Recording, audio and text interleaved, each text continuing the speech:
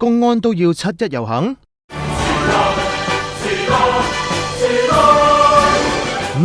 做軍人真係威㗎啦！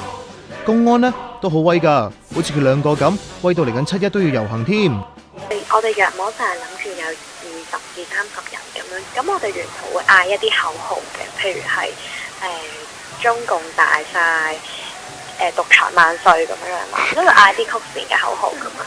但公安呢一個手法咧，就希望去講翻話啊，如果我哋再唔為香港爭取嘅話，我哋就只能夠選擇投誠。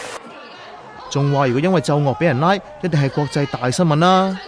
我哋市民喺呢一個立法會上面，我哋冇得去反對呢啲咁惡嘅法律，唔該晒，所以唯有7·1維園見。好，唔該。我哋香港人要自己行出嚟，7·1一定要上街，捍衛自己嘅權利。7·1要上街，7·1要上街。一條惡法，全民憤怒，但係仲嬲嘅係警方不斷打壓啊！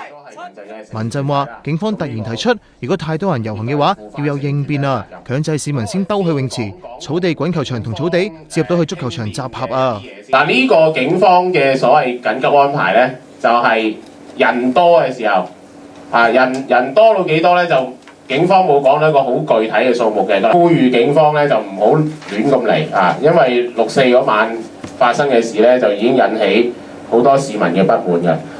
攞嚟搞嘅啫，03年50萬人上街都未使呢啲應變啦。